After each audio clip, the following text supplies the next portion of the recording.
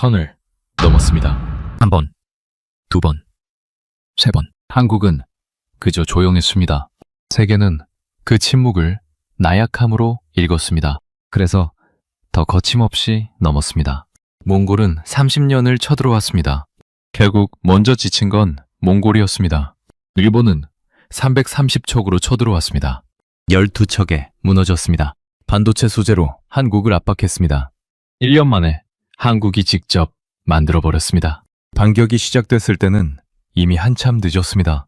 아무 예고도 없이 완전히 돌이킬 수 없는 방식으로 30년간 세계 분쟁을 직접 중재해온 옥스퍼드 교수가 말했습니다. 한국은 절대 협상 테이블에서 싸우지 않습니다. 테이블 자체를 아예 필요 없게 만듭니다. 선을 넘는 순간 준비는 이미 끝나 있습니다. 그 나라의 이름은 대한민국입니다. 시청하기 전 구독과 좋아요, 댓글에 대한민국 최고라고 응원해주세요. 안녕하세요. 저는 라이언 켈리입니다. 호주 시드니 출신이고 지금은 영국 옥스퍼드 대학교에서 국제관계학 석사과정을 밟고 있습니다. 쉽게 말하면 나라와 나라 사이에서 벌어지는 일들, 전쟁이 왜 일어나는지, 강대국들이 어떻게 힘을 쓰는지, 약한 나라는 어떻게 살아남는지, 그런 것들을 공부하는 곳입니다. 솔직히 말하면 저는 옥스퍼드에 오기 전까지 한국에 대해 깊이 생각해 본 적이 없었습니다. 삼성 스마트폰, 현대 자동차, 그리고 유튜브에서 가끔 보이는 K-팝 영상 정도가 전부였어요. 물론 북한 핵 문제 때 뉴스에서 한반도 지도가 나오는 것도 봤습니다. 그때도 한국은 그냥 배경이었어요. 미국과 북한 사이에 끼어 있는 나라. 그 생각이 완전히 뒤집힌 건 지난 학기 첫 세미나 날이었습니다. 옥스퍼드의 10월은 유독 습합니다. 강의실 창문 너머로 빗소리가 들렸고 낡은 목조 건물 특유의 먼지 냄새가 코끝을 스쳤습니다. 학생들은 저마다 노트북을 열거나 두꺼운 교재를 펼치며 웅성거렸어요. 저도 커피 한 잔을 손에 쥐고 뒷자리에 앉아 창밖을 멍하니 바라보고 있었죠. 그때 문이 열렸습니다. 마르코 로시 교수님이었습니다. 이탈리아 출신의 60 가까운 분이셨는데 유럽연합의 국제분쟁을 중재하는 일을 30년 넘게 해오신 분입니다. 쉽게 말씀드리면 나라와 나라 사이에 싸움이 붙었을 때 협상 테이블에서 해결책을 찾는 전문가예요. 전 세계 분쟁 현장을 누빈 분이라 강의실에 들어오시는 것만으로도 공기가 달라지는 느낌이었습니다. 교수님은 인사도 없이 곧장 칠판으로 걸어가셨습니다. 그리고 천천히 또박또박 한 문장을 적으셨어요. 왜 한국을 상대로 한 압박은 항상 역효과를 낳는가? 강의실이 조용해졌습니다. 저도 커피잔을 내려놓으며 칠판을 바라봤어요. 역효과라는 말이 이상하게 걸렸습니다. 압박을 하면 보통 굴복하거나 맞서 싸우거나 둘 중 하나 아닌가요? 역효과라니 그게 무슨 뜻이지? 교수님이 학생들을 천천히 둘러보셨습니다. 저는 30년 동안 전 세계 분쟁을 들여다봤습니다. 강대국이 약소국을 압박할 때 어떤 일이 벌어지는지 수백 번 봤어요. 대부분의 나라는 굴복하거나 맞서다 무너지거나 둘 중 하나였습니다. 그런데 단 하나 압박을 받을 때마다 오히려 더 강해진 나라가 있어요. 그 나라를 이해하지 못하면 앞으로 여러분이 어떤 분쟁을 분석하든 결론을 절반밖에 못 낸다고 봅니다. 한 학생이 조심스럽게 물었습니다. 어느 나라인가요? 교수님이 돌아서며 칠판에 세 글자를 적으셨습니다. 코리아. 저는 그 순간 솔직히 조금 의아했습니다. 한국이요? 경제 규모도 크고 반도체 잘 만드는 건 알지만 전략적으로 특별히 연구할 게 있는 나라인가 싶었거든요. 그런데 교수님의 다음 말이 제 생각을 멈추게 만들었습니다. 한국은 경고하지 않습니다. 항의도 길게 하지 않아요. 그냥 끝냅니다. 선을 넘는 순간 상대는 준비할 시간조차 얻지 못합니다. 그리고 이 방식은 오늘의 이야기가 아닙니다. 수천 년 전부터 반복된 패턴입니다. 강의실이 다시 조용해졌습니다. 교수님이 칠판에 세 가지 단어를 적기 시작하셨어요. 기다림, 정당성, 완결. 이 세 가지가 한국의 전략 문화를 이해하는 열쇠입니다. 오늘부터 우리는 이 패턴이 역사 속에서 어떻게 반복됐는지 그리고 지금 이 순간에도 어떻게 작동하고 있는지 살펴볼 겁니다. 저는 노트 첫 페이지를 펼쳤습니다. 그리고 처음으로 자세를 고쳐 앉았어요. 창밖의 빗소리가 여전히 들렸지만 더 이상 신경 쓰이지 않았습니다. 교수님은 칠판에 숫자 하나를 적으셨습니다. 1231. 고려에 몽골이 처음 쳐들어온 해입니다. 자, 여기서 잠깐 몽골이 어떤 나라였는지 생각해봐야 해요. 교수님이 잠시 멈추더니 학생들을 둘러보셨습니다. 몽골은 13세기에 인류 역사상 가장 넓은 땅을 지배한 제국입니다. 지금의 중국, 러시아, 중동, 동유럽까지 전부 집어삼켰어요. 칭기즈칸이 세운 이 나라는 말을 탄 기마병으로 전광석화처럼 번개처럼 빠르게 적진을 무너뜨리는 전술로 유명했습니다. 당시 몽골에 맞서서 버틴 나라는 거의 없었어요. 맞으면 그냥 끝이었습니다. 한 학생이 손을 들었습니다. 그러면 고려도 그냥 무너진 건 아닌가요? 교수님이 천천히 고개를 저으셨습니다. 바로 그게 오늘 이야기의 핵심입니다. 몽골은 1231년부터 고려를 6차례에 걸쳐 침략했습니다. 무려 30년 동안이요.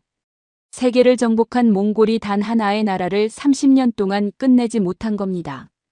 어떻게 그게 가능했을까요? 강의실이 조용해졌습니다. 저도 펜을 들다 멈췄어요. 고려는 처음부터 정면 승부를 피했습니다. 교수님이 지도를 화면에 띄우셨어요. 지금의 인천 앞바다에 있는 작은 섬 강화도였습니다. 고려 조정 그러니까 나라를 이끄는 왕과 신하들은 수도를 통째로 이 섬으로 옮겨버렸습니다. 몽골은 말을 타고 싸우는 나라였어요. 바다를 건너는 데는 약했습니다. 고려는 그 약점을 정확히 꿰뚫은 겁니다. 그런데 더 놀라운 건 그 다음이었습니다. 강화도로 들어간 건 왕과 귀족들 뿐이었어요. 육지에 남겨진 백성들은 어떻게 됐을까요? 도망쳤을까요? 항복했을까요? 교수님이 잠시 말을 멈추셨습니다. 강의실 안에 긴장감이 높아지는 게 느껴졌어요. 처인성 전투를 아십니까? 1232년 몽골의 최정예 지휘관 살리타이가 직접 군대를 이끌고 쳐들어왔습니다. 그런데 그를 쓰러뜨린 건 정규군이 아니었어요. 김윤후라는 승려였습니다. 절에서 수행하던 스님이 백성들을 이끌고 나가 몽골의 지휘관을 쓰러뜨린 겁니다. 정부가 시킨 게 아니었어요. 자발적으로 일어선 거였습니다. 저는 그 대목에서 손이 멈췄습니다. 스님이요? 교수님이 말을 이어가셨습니다. 고려 전역에서 이런 일이 반복됐습니다. 농민이 싸웠고 노비가 싸웠고 스님이 싸웠어요. 정규군이 무너진 자리에서 이름도 없는 사람들이 일어났습니다. 지시도 없이 명령도 없이. 몽골은 지휘관을 없애면 군대가 무너진다는 걸 알았습니다. 하지만 고려에서는 지휘관을 없애도 싸움이 끝나지 않았어요. 싸우는 사람이 곧 지휘관이었으니까요. 30년이 흘렀습니다.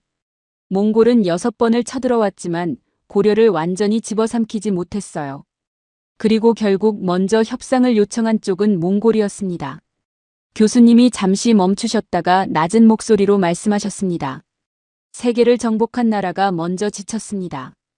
이것이 한국 전략의 첫 번째 원형입니다. 강한 자와 정면으로 맞서지 않습니다.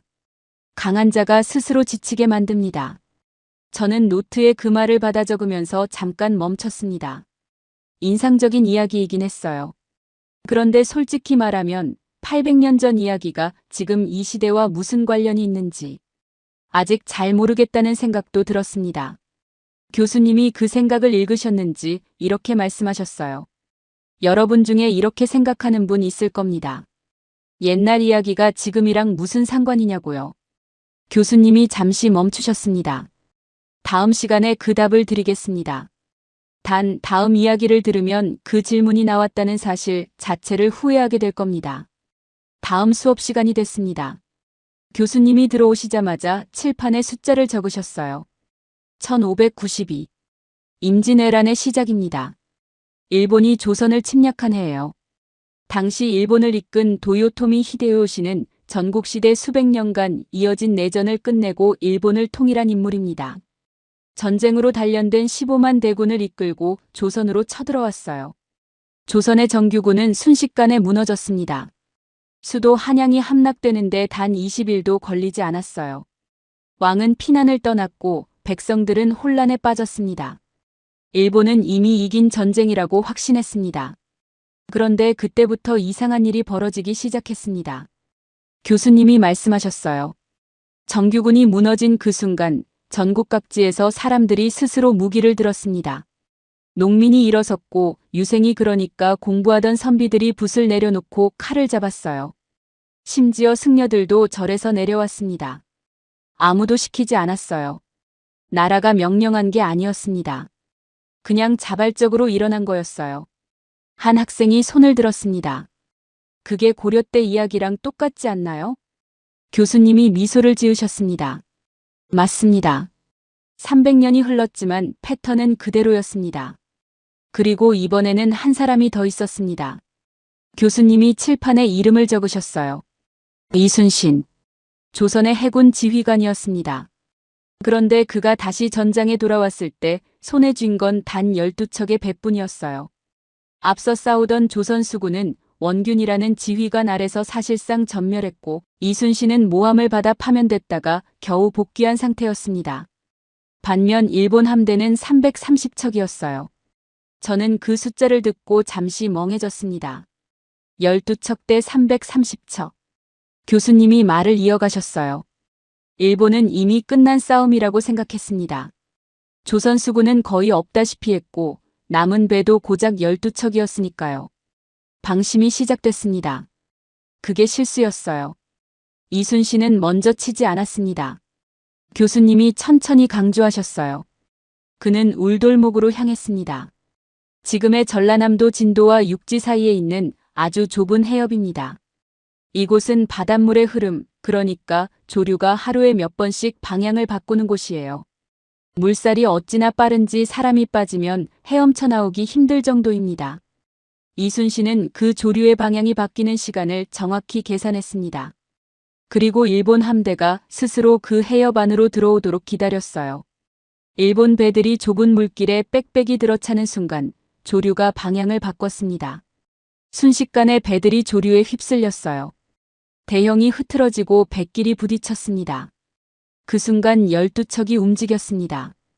강의실이 완전히 조용해졌어요. 저는 숨을 참고 있었습니다. 일본 함대는 무너졌습니다. 330척이 12척에 패했어요. 그리고 이 한 번의 패배로 일본의 보급선 군대에 식량과 무기를 실어 나르는 뱃길이 완전히 끊겼습니다. 보급이 끊긴 군대는 아무리 강해도 버틸 수가 없어요. 결국 일본은 물러날 수밖에 없었습니다. 교수님이 잠시 멈추더니 말씀하셨습니다. 이순신이 먼저 공격했다면 어떻게 됐을까요? 12척이 넓은 바다에서 330척과 맞붙었다면 그냥 끝이었습니다. 그는 치지 않았어요. 상대가 스스로 함정 안으로 걸어 들어올 때까지 기다렸습니다. 일본이 선을 넘는 순간을 만든 게 아니라 일본 스스로 선을 넘게 만든 겁니다. 저는 그 말을 노트에 받아 적으면서 뭔가가 머릿속에서 딸깍 맞물리는 느낌을 받았습니다. 기다림, 정당성, 완결. 첫 수업 때 교수님이 칠판에 적으셨던 세 단어였어요. 고려가 그랬고 이순신이 그랬습니다. 그리고 교수님이 덧붙이셨어요. 이 패턴이 300년, 400년이 지나도 반복된다면 그건 우연이 아닙니다. 그건 문화입니다. DNA입니다. 창밖의 빗소리가 다시 들려왔습니다. 저는 잠시 펜을 내려놓고 생각했어요. 몽골 이야기를 들었을 때는 그냥 역사 공부 같았습니다. 그런데 이순신 이야기까지 들으니 뭔가 달랐어요. 패턴이 2번 반복됐습니다. 우연히 2번 같은 일이 일어나기는 어렵죠. 그럼 세 번째는 어디 있을까? 그 생각이 머릿속을 떠나지 않는데 교수님이 말씀하셨습니다. 다음 시간에는 이 패턴이 어떻게 무너질 뻔했는지를 봅니다. 한국이 가장 깊이 고개를 숙인 순간입니다. 그리고 그 순간이 왜 패턴의 끝이 아니라 패턴의 반복이었는지를 함께 살펴볼 겁니다. 교수님이 칠판에 숫자를 적으셨습니다. 1636. 그 옆에 2글자를 더 쓰셨어요. 청나라. 당시 중국 북쪽에서 일어난 나라입니다. 몽골 이후 또 한 번 아시아를 집어삼킨 강대국이었어요. 청나라는 조선의 군신관계를 요구했습니다. 쉽게 말하면 우리한테 고개를 숙이고 신하의 나라가 되라는 뜻이었어요. 조선은 거절했습니다. 그러자 청태종이 직접 12만 대군을 이끌고 쳐들어왔어요. 전쟁은 허무할 만큼 짧게 끝났습니다. 45일 만이었어요. 조선의 왕은 강화도로 피신하려 했지만 길이 막혔습니다. 결국 남한산성으로 들어가 버텼지만 추위와 굶주림 속에 47일을 견디다 항복했어요. 그리고 역사에서 가장 굴욕적인 장면이 펼쳐졌습니다. 삼전도.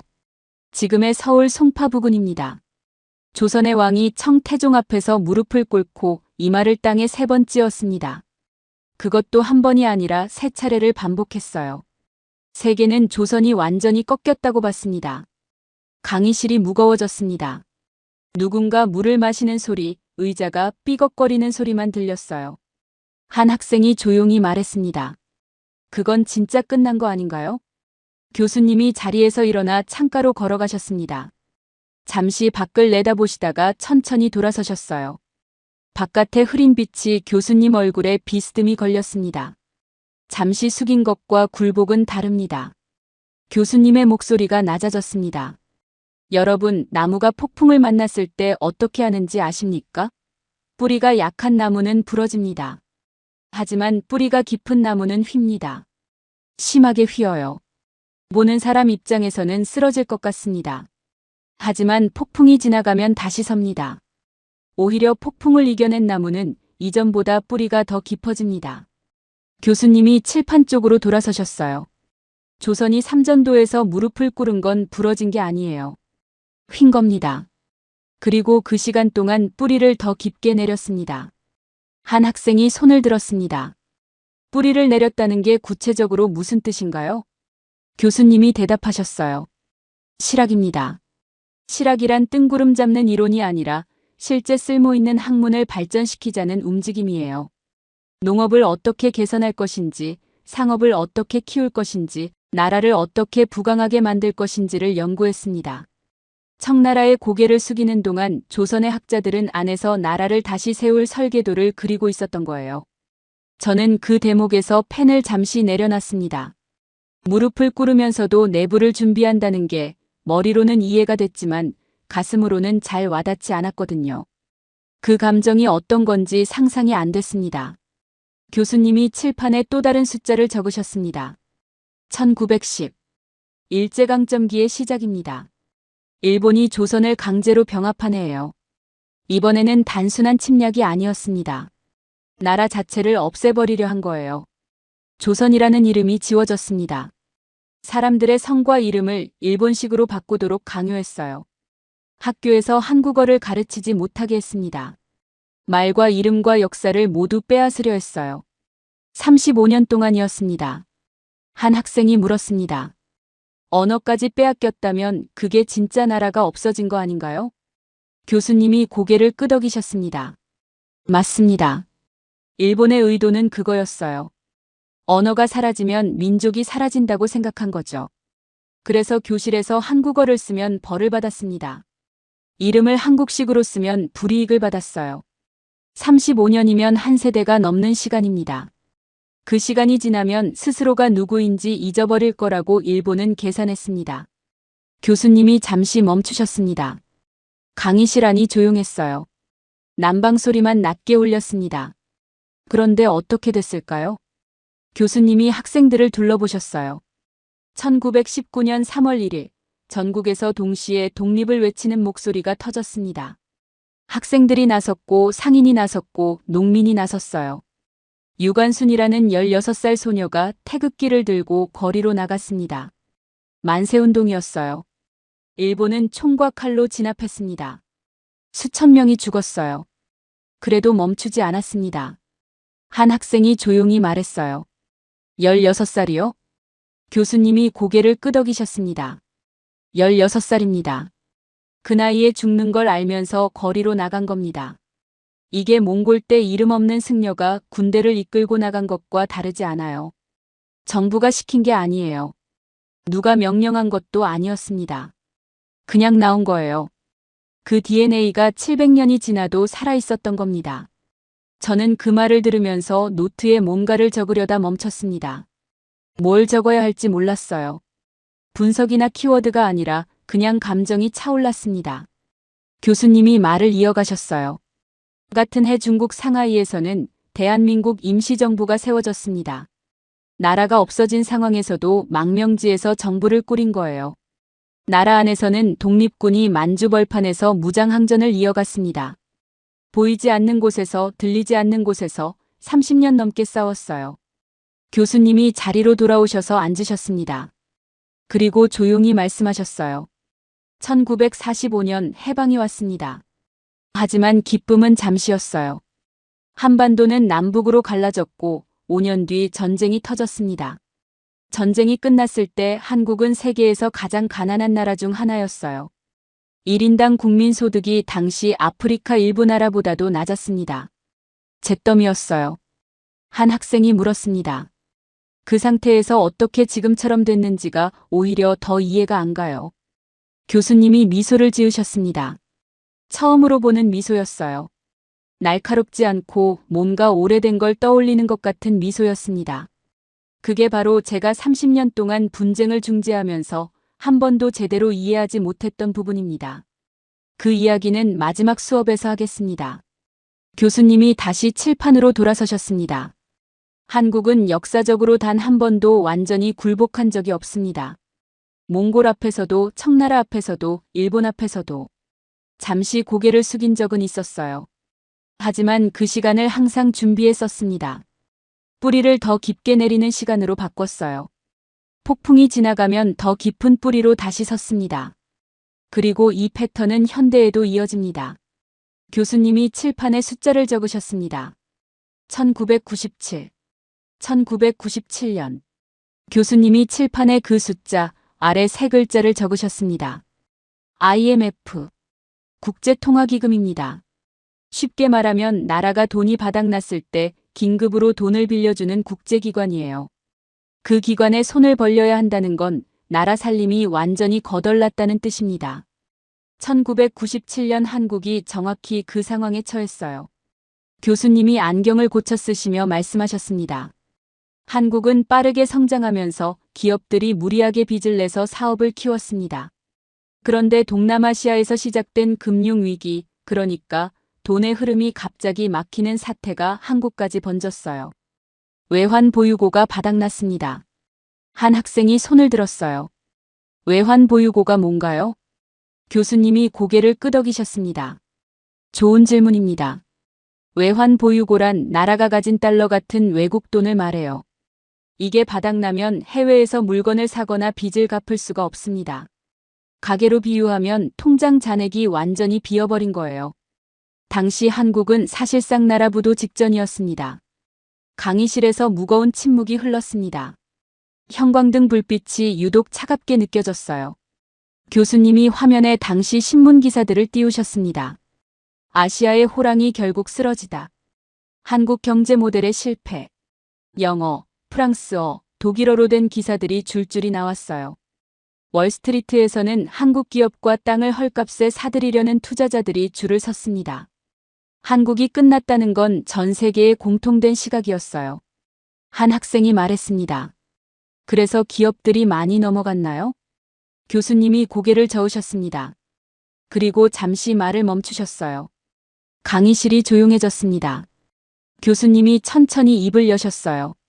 여러분, 여기서 아무도 예상하지 못한 일이 벌어집니다. 한국 국민들이 금을 들고 나오기 시작했습니다. 한 학생이 금이요? 라고 되물었습니다. 교수님이 고개를 끄덕이셨어요. 금 모으기 운동입니다. 결혼할 때 받은 금반지, 아기 돌날 받은 돌반지, 집에 넣어둔 금목걸이, 금시계. 한국인들이 집에 있던 금을 들고 나와서 나라에 내놓기 시작한 거예요. 정부가 시킨 게 아니었습니다. 방송에서 잠깐 소식이 나왔을 뿐인데 다음 날부터 은행 앞에 줄이 섰어요. 강의실에서 웅성거리는 소리가 났습니다. 저도 믿기 어려웠어요. 다른 학생이 물었습니다. 얼마나 모였나요? 교수님이 대답하셨어요. 4개월 만에 227톤입니다. 당시 가치로 약 22억 달러예요. 탄성이 터져나왔습니다. 교수님이 말씀을 이어가셨어요. 결혼 반지를 빼서 나라에 준 겁니다. 평생 간직하려던 돌반지를 내놓은 거예요. 저는 30년 동안 유럽 각지의 분쟁을 중재했습니다. 그러면서 위기에 처한 나라의 국민들이 어떻게 행동하는지 수없이 봤어요. 흩어집니다. 자기 것부터 챙깁니다. 그게 일반적인 반응이에요. 그런데 한국은 반대였습니다. 교수님이 잠시 멈추셨어요. 창밖으로 바람 소리가 들렸습니다. 이게 우연이 아니에요. 몽골 앞에서 이름 없이 일어선 사람들, 일제강점기에 거리로 나선 사람들, 그 DNA가 1997년에도 살아있었던 겁니다. 국가가 위기에 처하면 국민이 하나가 되는 것, 이건 한국만의 특성입니다. 한 학생이 물었습니다. 그래서 위기는 극복했나요? 교수님이 미소를 지으셨어요.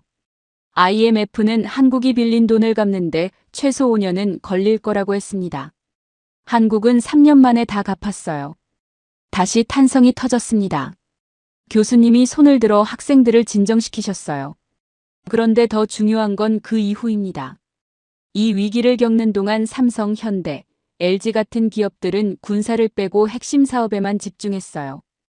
허약한 부분을 스스로 잘라냈습니다. 그리고 그 과정에서 오히려 세계 무대로 뛰어오를 근육을 만들었어요. 위기가 도약의 설계도가 된 겁니다. 저는 그 말을 들으며 창밖을 잠깐 바라봤습니다. 가로등 불빛이 빗속에 번지고 있었어요. 위기가 설계도가 된다는 말이 쉽게 나오는 말이 아니었습니다. 교수님이 칠판에 2019라고 적으셨어요. 일본이 한국을 겨냥해 수출 규제를 단행한 해입니다. 규제 품목은 반도체를 만드는 데 꼭 필요한 핵심 소재 3가지였어요. 불화수소, 포토레지스트, 플루오린 폴리이미드. 어려운 이름이지만 쉽게 말씀드리면 이것들 없이는 스마트폰이나 컴퓨터에 들어가는 반도체 칩을 만들 수가 없습니다. 그리고 당시 이 소재들은 일본이 세계 시장의 90% 이상을 쥐고 있었어요. 한 학생이 물었습니다. 일본이 왜 그걸 건드린 건가요? 교수님이 대답하셨어요. 역사 문제 때문이었습니다. 일제강점기 강제징용 피해자들에 대한 한국 법원의 배상 판결이 나왔는데 일본이 이를 인정하지 않으면서 경제적으로 압박한 거예요. 한국은 대체할 곳이 없다. 압박하면 굴복할 것이다. 이게 일본의 계산이었습니다. 학생이 다시 물었어요. 한국이 어떻게 대응했나요? 교수님이 잠시 말을 멈추셨습니다. 그러더니 학생들을 천천히 둘러보셨어요. 처음에는 조용했습니다. 아무 소리도 없었어요. 교수님이 계속 말씀하셨어요. 그리고 한국 정부와 기업들은 국산화에 착수했습니다. 스스로 만들기 시작한 겁니다. 동시에 국제무역기구, 즉 WTO에 제소했어요. WTO 제소란 국제규칙을 어겼다고 국제심판에 신고하는 것입니다. 보복도 아니고 협상도 아니었어요. 경제적 자립과 법적 정당성을 동시에 확보한 겁니다. 한 학생이 물었습니다. 국산화가 그렇게 빨리 되나요? 기술 개발이 몇 년씩 걸리지 않나요? 교수님이 고개를 끄덕이셨습니다. 보통은 그렇죠.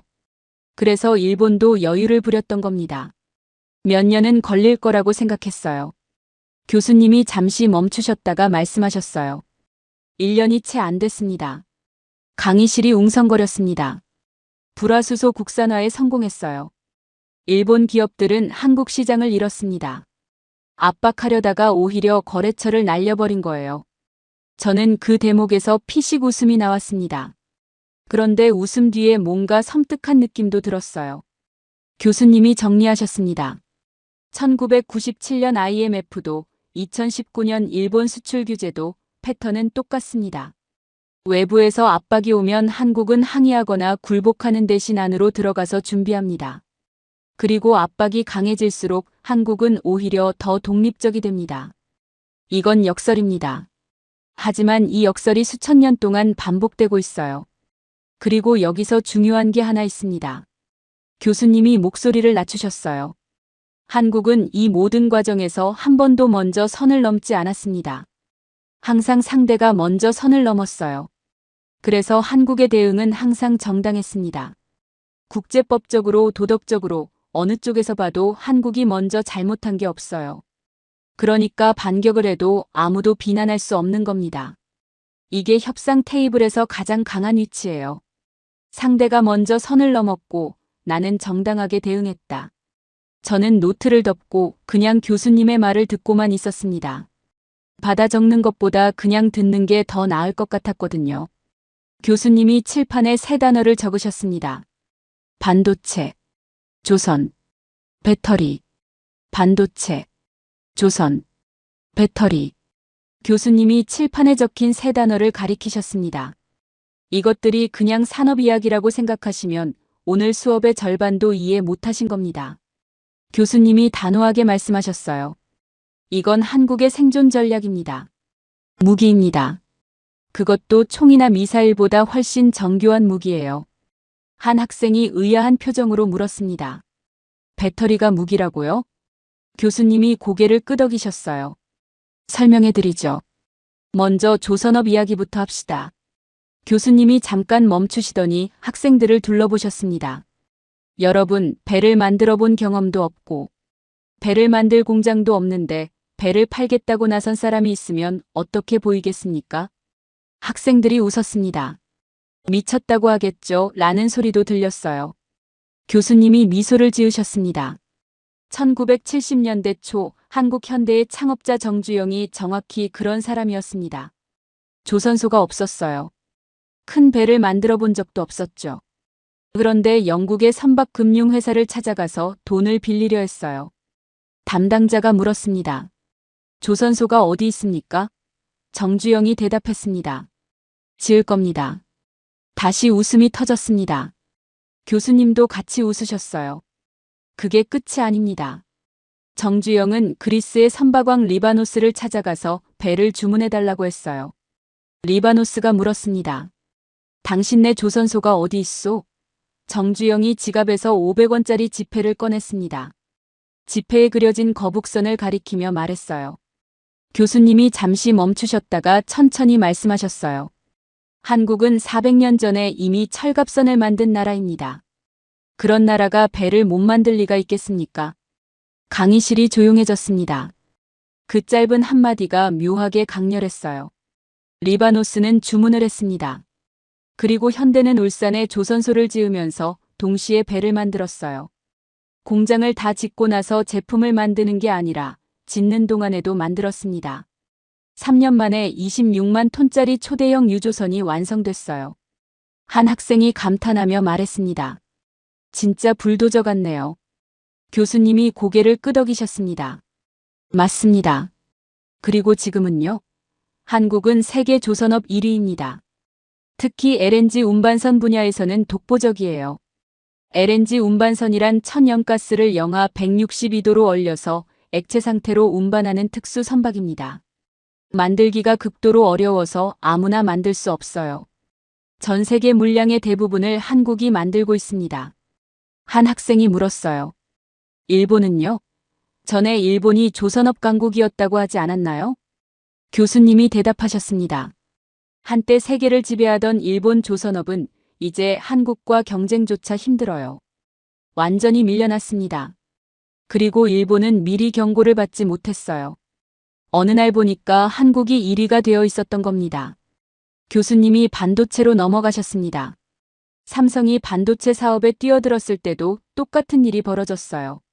모든 사람이 비웃었습니다. 일본 도시바, 히타치, 미국 인텔이 이미 시장을 장악하고 있었으니까요. 삼성이 어떻게 했는지 아십니까? 한 학생이 대답했습니다. 조용히 준비했겠죠. 교수님이 웃으셨어요. 이제 패턴이 보이시는군요. 맞습니다. 삼성은 먼저 다른 회사 제품을 대신 만들어주면서 기술을 배웠습니다. 그리고 비밀리에 자체 기술을 쌓았어요. 그러다가 1990년대에 반도체 시장이 새로운 세대로 넘어가는 전환점이 왔을 때 삼성은 이미 준비가 돼 있었습니다. 일본 기업들이 미처 대응하지 못하는 사이에 치고 올라갔어요. 이게 이순신이 울돌목에서 조류가 바뀌길 기다린 것과 다른가요? 저는 그 순간 뭔가가 머릿속에서 딱 맞아 떨어지는 느낌을 받았습니다. 교수님이 현재 이야기를 꺼내셨어요. 요즘 전 세계가 인공지능 경쟁에 열을 올리고 있죠. 미국과 중국이 패권을 다투고 있습니다. 그런데 이 경쟁에서 반드시 필요한 부품이 있어요. HBM이라고 합니다. 한국말로는 고대 역폭 메모리라고 하는데 쉽게 말하면 인공지능이 엄청난 양의 정보를 아주 빠르게 처리할 수 있도록 도와주는 특수 메모리 칩입니다. 챗GPT도 각종 AI 서비스도 이 칩 없이는 제대로 작동하지 않아요. 한 학생이 물었습니다. 그걸 한국이 만드는 건가요? 교수님이 고개를 끄덕이셨어요. SK하이닉스와 삼성이 전 세계 HBM 시장을 사실상 장악하고 있습니다. 미국의 엔비디아, 그러니까 세계 최고의 인공지능 반도체 회사가 한국 없이는 제품을 만들 수가 없는 구조예요. 미국이 인공지능 패권을 쥐려면 한국이 필요합니다. 강의실이 잠시 조용해졌습니다. 교수님이 자리에서 일어나 칠판 앞에 서셨어요. 등을 곧게 펴고 목소리를 조금 낮추셨습니다. 여러분, 제가 분쟁 중재를 30년 하면서 배운 게 하나 있어요. 협상 테이블에서 가장 강한 사람은 제일 큰 소리를 내는 사람이 아닙니다. 자리를 박차고 나가도 협상이 깨지지 않는 사람입니다. 왜냐하면 상대방이 그 사람 없이는 안 되거든요. 교수님이 칠판의 세 단어를 다시 가리키셨습니다. 반도체, 조선, 배터리. 한국은 이 분야들을 통해 바로 그 위치를 만들었습니다. 이 분야들이 흔들리면 미국도, 중국도, 유럽도 타격을 받아요. 한국을 함부로 압박할 수 없는 구조를 스스로 만든 겁니다. 군사력이 아니에요. 영토도 아닙니다. 없어서는 안 될 존재가 되는 것, 그 자체가 한국의 억제력입니다. 저는 온몸에 소름이 돋았습니다. 지형을 이용해 일본 함대를 유인한 이순신, 바다를 이용해 몽골을 막은 고려, 그리고 지금 반도체와 배터리로 강대국들이 먼저 필요로 하게 만든 한국. 시대는 달라졌지만 전략은 같았습니다. 교수님이 자리로 돌아가 앉으시며 팔짱을 끼셨습니다. 그리고 한동안 아무 말도 하지 않으셨어요. 강의실에 침묵이 흘렀습니다. 학생들이 서로 눈치를 보기 시작했어요. 교수님이 입을 여셨습니다. 여러분 중에 혹시 자기 나라가 한국 무기를 쓰고 있다는 걸 알고 있는 분 있습니까? 한국 반도체 없이는 자기 나라, 군대가 제대로 작동하지 않는다는 걸 알고 있는 분은요? 아무도 손을 들지 않았습니다. 교수님이 천천히 고개를 끄덕이셨어요. 그게 바로 한국의 전략입니다. 여러분이 모르는 사이에 이미 들어와 있어요. 다음 수업 전까지 각자 자기 나라가 한국과 어떻게 연결돼 있는지 조사해 오세요. 무기, 반도체, 배터리, 조선. 어느 분야든 상관없습니다. 아마 여러분 중 몇 명은 꽤 놀랄 겁니다. 교수님이 다음 수업 시간 강의실에 들어오시자마자 노트북을 여셨습니다. 지난 시간 숙제를 내드렸죠. 자기 나라가 한국과 어떻게 연결돼 있는지 조사해 오라고 했습니다. 저는 사실 그 숙제를 하면서 내심 별게 없을 거라고 생각했어요. 호주는 미국, 영국과 군사동맹을 맺고 있는 나라입니다. 무기는 미국 것, 반도체는 미국이나 대만 것이겠거니 했어요. 습관적으로 그렇게 생각해왔거든요. 그런데 검색을 시작하면서부터 이상했습니다. 한화, 호주, 자주포, 계약, 기사가 나왔습니다. 저는 화면을 2번 확인했어요. 제가 검색을 잘못한 줄 알았거든요. 호주 육군이 한국 한화에 AS9 자주포를 도입하기로 계약을 체결했습니다. 자주포란 스스로 이동하면서 포를 쏠 수 있는 무기입니다. 호주는 오랫동안 미국과 유럽 무기를 검토했지만 결국 한국을 선택했어요. 계약 규모는 수조 원대였습니다. 저는 그날 밤 오래 잠을 못 잤습니다. 그리고 수업 시간이 됐습니다. 교수님이 화면에 자료들을 띄우셨어요. 트럼프 전 대통령의 발언부터 시작하셨습니다. 주한미군 철수 재검토.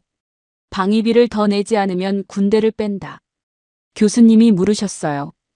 이 발언이 나왔을 때 세계는 한국이 어떻게 반응할 거라고 예상했을까요? 학생들이 저마다 대답했습니다. 미국에 매달리겠죠.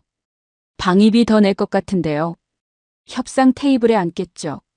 교수님이 고개를 저으셨습니다. 한국은 조용했습니다. 그리고 국방 예산을 늘렸어요.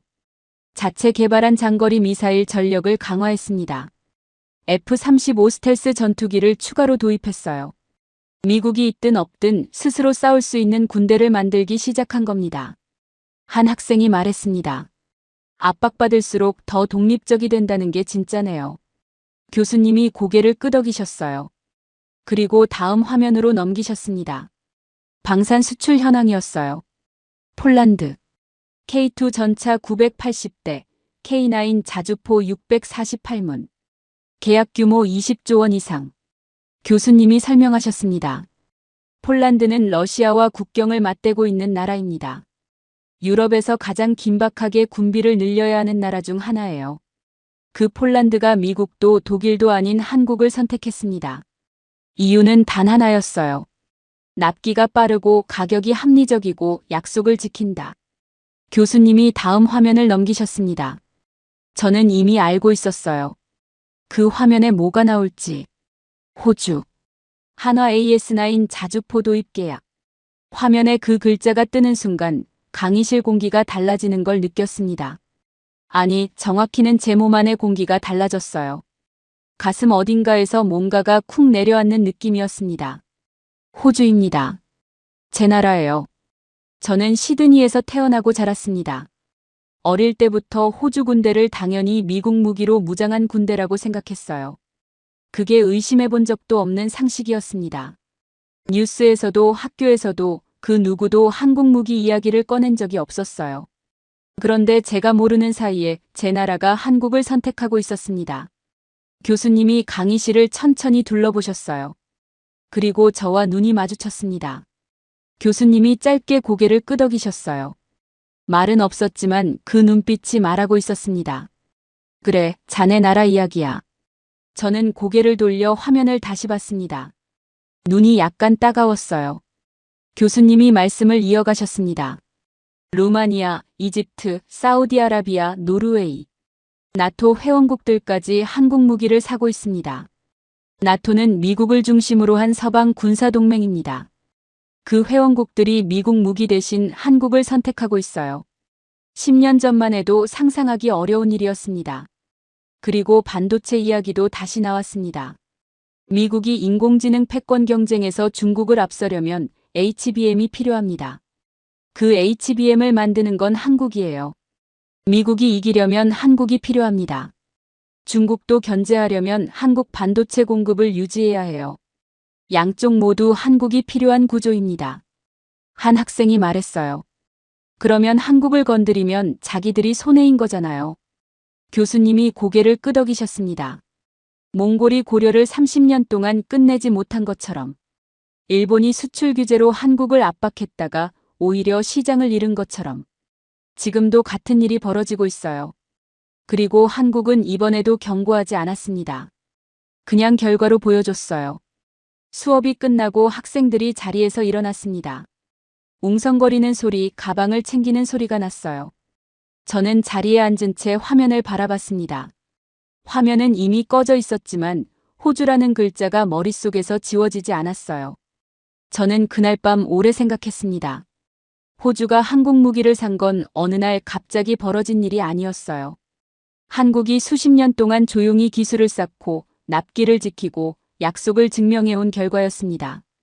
호주 정부가 한국을 선택한 게 아니라 한국이 선택받을 수밖에 없는 나라가 된 거였어요. 저는 그걸 전혀 몰랐습니다. 제 나라 이야기인데. 교수님이 마지막 수업이라고 하셨습니다. 그리고 한 가지를 말씀해 주시겠다고 했어요. 자신이 왜 30년 만에 처음으로 틀렸다고 인정하게 됐는지를요. 저는 그 말이 궁금하면서도 이미 조금은 알 것 같은 느낌이 들었습니다. 마지막 수업 날이었습니다. 옥스퍼드의 11월은 10월보다 더 춥습니다. 강의실 창문에 성에가 얇게 끼어 있었어요. 난방이 돌아가고 있었지만 발끝이 서늘했습니다. 학생들은 평소보다 조금 일찍 자리를 잡았어요. 저도 앞자리로 옮겨 앉았습니다. 마지막 수업이라는 걸 알고 있었으니까요. 그리고 뭔가 오늘은 다를 것 같다는 느낌이 들었어요. 로시 교수님이 들어오셨습니다. 그런데 이상했습니다. 교수님은 칠판으로 가지 않으셨어요. 노트북도 열지 않으셨습니다. 교탁 앞에 서서 잠시 강의실을 둘러보셨어요. 손에 아무것도 들려있지 않았습니다. 처음 보는 모습이었어요. 항상 분필을 손에 쥐고 들어오셨거든요. 저는 그 순간 교수님의 표정을 자세히 봤습니다. 냉철하고 날카롭던 그 표정이 아니었어요. 뭔가를 오래 생각한 사람의 얼굴이었습니다. 교수님이 천천히 입을 여셨습니다. 저는 30년 동안 분쟁을 중재했습니다. 유럽에서, 중동에서, 아프리카에서. 나라와 나라가 협상 테이블에 앉을 때 어떤 일이 벌어지는지 수백 번 봤어요. 누가 이기고 누가 지는지, 왜 강한 쪽이 항상 원하는 걸 얻는지. 저는 그 구조를 안다고 생각했습니다. 교수님이 잠시 멈추셨습니다. 그런데 이번 학기를 준비하면서 처음으로 제가 틀렸다는 걸 깨달았습니다. 강의실이 완전히 조용해졌습니다. 저는 숨을 참았어요. 교수님이 말씀을 이어가셨습니다. 저는 30년 동안 협상 테이블에서 더 잘 싸우는 쪽이 이긴다고 생각했어요. 더 큰 소리를 내고 더 강하게 밀어붙이고 더 많은 패를 가진 쪽이요. 그래서 저는 항상 약한 나라에게 이렇게 조언했습니다. 테이블에서 버텨라. 양보를 최소화해라. 동맹을 만들어라. 교수님이 잠시 눈을 감으셨다가 뜨셨어요. 하지만 한국은 그 테이블 자체를 필요 없게 만들었습니다. 교수님의 목소리가 낮아졌어요. 일본이 반도체 소재를 무기로 쓰자 한국은 스스로 만들었습니다. 미국이 군대를 빼겠다고 압박하자 한국은 스스로 싸울 준비를 했어요. 중국이 사드 문제로 경제 보복을 가하자 한국은 공급망을 다변화했습니다. 매번 압박을 받을 때마다 한국은 그 압박이 더 이상 효과 없는 구조를 만들었어요. 협상할 이유 자체를 없애버린 겁니다. 한 학생이 조심스럽게 물었습니다. 그게 왜 교수님이 틀린 건가요? 교수님이 대답하셨어요. 제가 중재한 분쟁들을 돌아보면 결국 협상 테이블에 앉은 쪽은 어느 정도 상대에게 끌려간 겁니다. 테이블에 앉는다는 건 이미 상대의 조건 일부를 인정한다는 뜻이거든요. 저는 그게 최선이라고 생각했어요. 그런데 한국은 그 전제 자체를 거부했습니다. 그리고 시간이 지나면 압박을 가한 쪽이 오히려 한국이 필요해졌어요. 테이블이 필요 없어진 거예요. 제 30년짜리 이론이 한나라 앞에서 무너진 겁니다. 강의실이 조용했습니다. 누군가 조용히 펜을 내려놓는 소리가 났어요. 교수님이 창가로 걸어가셨습니다. 바깥에는 잎이 다진 나무들이 서 있었어요. 교수님이 창밖을 바라보며 말씀하셨습니다. 제가 이번 학기에 가장 놀란 건 한국의 전략이 아닙니다. 그 전략이 얼마나 오래됐는가 하는 겁니다. 몽골 앞에서 30년을 버텼고 이순신은 울돌목에서 조류가 바뀌길 기다렸고 병자호란의 굴욕 속에서 실학을 키웠고 일제강점기에도 보이지 않는 곳에서 싸웠습니다. 수천 년 동안 한 번도 끊기지 않은 패턴이에요. 그 패턴이 지금 반도체가 되고 조선이 되고 배터리가 됐습니다. 교수님이 돌아서셨어요. 이건 전략을 배운 게 아닙니다. 살아남으면서 몸에 새긴 겁니다. 그게 한국이 다른 나라와 근본적으로 다른 이유예요. 저는 그 말을 듣는 순간 목이 약간 막히는 걸 느꼈습니다. 설명하기 어려운 감정이었어요. 분석도 아니고 감탄도 아니었습니다. 뭔가 오래되고 단단한 것을 만졌을 때 드는 느낌이랄까요. 교수님이 칠판 앞으로 오셨습니다. 그리고 처음으로 단 한 문장을 적으셨어요. 조용함은 나약함이 아니다. 그리고 돌아서서 말씀하셨습니다. 선을 넘는 순간 준비는 이미 끝나 있습니다. 수업이 끝났습니다. 학생들이 하나둘 강의실을 나갔어요. 웅성거리는 소리, 가방을 챙기는 소리. 저는 자리에 남아 노트를 들여다봤습니다. 첫 수업 날부터 마지막까지 빼곡하게 채워진 페이지들이었어요. 기다림, 정당성, 완결. 첫 수업 때 칠판에 적혔던 세 단어가 떠올랐습니다. 그때는 그냥 개념처럼 보였어요. 그런데 지금은 달랐습니다. 몽골을 지치게 만든 30년의 기다림, 이순신이 조류가 바뀌길 기다린 그 시간, 일본 수출 규제의 항해 대신 국산화를 택한 1년. 그리고 제 나라 호주가 모르는 사이에 한국 무기를 들이게 된 수십 년의 시간. 그 모든 것들이 한 줄로 이어지는 느낌이었습니다. 저는 강의실을 나섰습니다. 옥스퍼드의 돌길 위로 낙엽이 구르고 있었어요. 바람이 차가웠습니다. 저는 코트깃을 세우며 걸었는데 이상하게 발걸음이 가벼웠습니다. 한 학기 동안 저는 한국을 공부했습니다. 그런데 지금 이 순간 한국이 저를 가르친 것 같다는 생각이 들었어요. 기다리는 법을, 조용히 준비하는 법을, 그리고 선을 넘게 만드는 건 상대가 아니라 나 자신이어야 한다는 것을. 호주가 한국 무기를 산 건 우연이 아니었습니다. 한국 반도체 없이 호주 산업이 돌아가지 않는 것도 우연이 아니에요. 그건 설계였습니다. 소리 없이, 예고 없이 수십 년에 걸쳐 쌓아온 설계. 한국은 경고하지 않습니다. 협상을 구걸하지도 않아요. 그냥 없어서는 안 될 나라가 됩니다. 그리고 선을 넘는 순간 준비는 이미 끝나 있습니다. 그 나라의 이름은 대한민국입니다. 끝까지 시청해 주셔서 감사합니다.